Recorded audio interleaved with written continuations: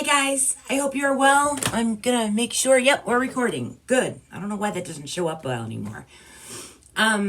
Today I want to talk to you about my plan for this channel and review a book. I've been thinking, I don't get really a lot of views necessarily, and that's okay. On my daily vlogs, I've talked about this before. So what can I do with this channel that might make it more interesting, a little more fun, and even to help other authors? One of the things I love about Crazy Ink is that we really do everything we can to help indie authors sort of get their feet wet and get into book world and sort of just learn the process. There's definitely a learning curve, and I've sort of experienced it all, just like I've written it all. So I watched YouTube for years, and I've always been a huge Booktube watcher. I literally will fall asleep to Booktube reviews. And I was thinking, what I don't see a lot of is reviews of indie books. And that's sad. I'm a big believer in indie publishing, whether it's self-published or people that publish through hybrid presses or even small publishers like Crazy Ink. So I thought, you know what? I read, right? I can start reviewing either books that I'm publishing or books that I'm putting out, on my TBR that aren't published by Crazy Ink, that are just books that I find interesting. I tend to read a lot of the types of books that I like to write, so it really only makes sense. So I thought this might help authors, but also help my readers. I know that, for me, when someone recommends a book and I trust them because I know their taste and their take, it's really easy for me to want to go check out a new author. And I don't think that indie authors get the same anything, marketing, promotion, just shot that authors that are traditionally published with big six publishers do. So this is my little shout out to the indie world. I love you guys, and I want to start, supporting you in this way as well. With that caveat, obviously my reviews are going to be a little bit biased. There's nothing I can do to get rid of that lens. I'm going to review books that may either be Crazy Ink books or people that I have relationships with, but I'm going to do my very best to be transparent about which books those are, what that relationship might be, and why it is that I would rate it this way anyway, regardless of if I knew this person. I'm going to try to be as honest as I can with my reviews, and hopefully, we'll squelch that, but probably no, because, it's real life. Anyway, first book I want to review is The Locket. Now, I will still be reviewing big six, kind of mainstream new releases. But again, this is something I want to try on this channel. And this book, The Locket, could easily be a mainstream big six books. And that's why I want to start here. Obviously, I know the author. Obviously, I published the book through Crazy Ink. All of that aside, I'm telling you, this is one of my, actually so far, top 6 best reads of 2020. And I have done a lot of reading this year because, COVID, stuck in quarantine, all that stuff. This book is by Rita Delude. It is a historical fiction. And I think what makes me so excited about this book is that I feel like she's found her voice. She's found her genre. I have talked to her personally about the book, which is so cool when you can do that with any author, regardless of your relationship to them.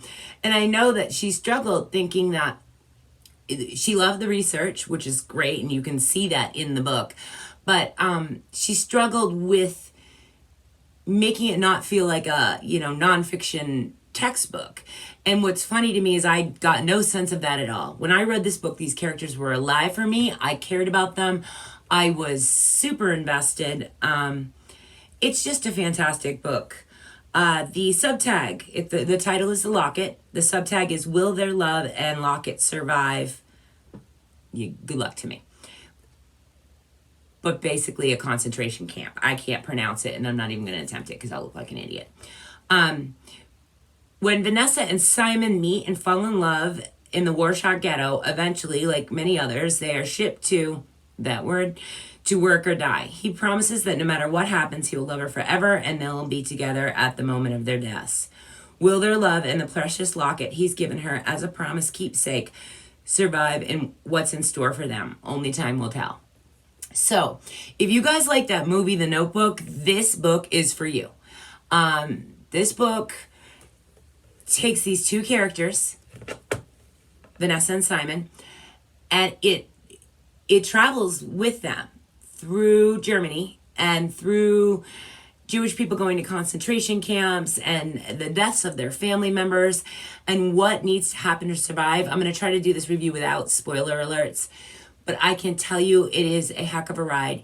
You get caught up in these characters so quickly. They are deep and rich, and you just rooting for them. I mean, you can't really write a book about that time period in Germany and not want to feel emotionally connected to the characters. Obviously, they're struggling with something that 99% of us are privy to not have had to struggle through. But just the love and the connection between these two characters is palpable. The writing is rich. But what I love the most about this book is that I feel like she was able to take that historical stuff, and even if it was set somewhere else, it would still be a love story that made sense. You know, it could have been written in the Depression or any other cultural time period of strife.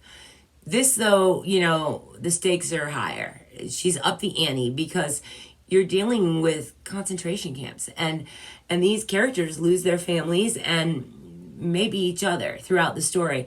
It is such a high stakes book that there is suspense in it, even though really it's sort of a slow burn. There we go. Slow burn romance. But the thing is, it doesn't read slow. I mean, this is not a little book. It's kind of a, you know, average sized novel. And I never felt like, okay, it's dragging. I always felt like every chapter had a reason. Every chapter had a purpose. And they're written in two points of view. Vanessa and Simon's points of view shift throughout the book. If I had to pick, I think that I actually liked Simon's point of view more. I just connected more with his story. And I tend to be very male oriented. You know, I'm the mom of boys. I grew up with all brothers. I tend to see a lot of things from a male point of view anyways. But to me, his story was a little more interesting than hers. At the same time, you know, I was totally rooting for her as well. He has a sister that I just fell in love with her too. So I guess my thing is the characters in this book were rich, which we all know. That's the number one thing I look for in books. But the history, you know, I learned stuff. Granted, I still can't pronounce any of the names. But she took the time to call research librarians at the Holocaust Museum. I mean, there's a huge reference page that talks about who she spoke with and the resources and tools she used. But the voice is just amazing. And I will read the acknowledgments and skip over the words that are too hard. But acknowledgments, thank you to the reference librarian Megan Lewis of the U.S. Holocaust Memorial Museum for her patient, speedy, and helpful answers to my numerous questions as I researched this book and found conflicting information that I fact-checked with her. One account of Rosa Robata's death says she wrote the words, "Be strong, have courage," while another says she shouted them as she died. I chose to go with the more dramatic account for fiction's sake. So she actually used like real life people's stories to fictionalize this historical fiction. And it's just a gem. This book is a treasure. It's my favorite of all of her books by far. You know, next would be Baby Blues, but it's just a great book. Anyway, it goes on to talk about a diary that was kept by a person named Adam, that last name, no way am I going to get it, who is basically Simon in the book, and how their lives and experiences played out in this book. And again, I'm not going to do a spoiler, but Simon gives Vanessa a locket, and that locket has a lot of significance. And at one point, the locket isn't, well, it's not with Vanessa anymore. And so you wonder, well, what's going to happen? You know, it's just, I don't know. I felt elements of romantic suspense even. It's almost a gender bender. I mean, it's historical fiction, and that's where I would put it. But it's totally romance that could honestly, it's timeless romance. You know, it's that angst and those tropes about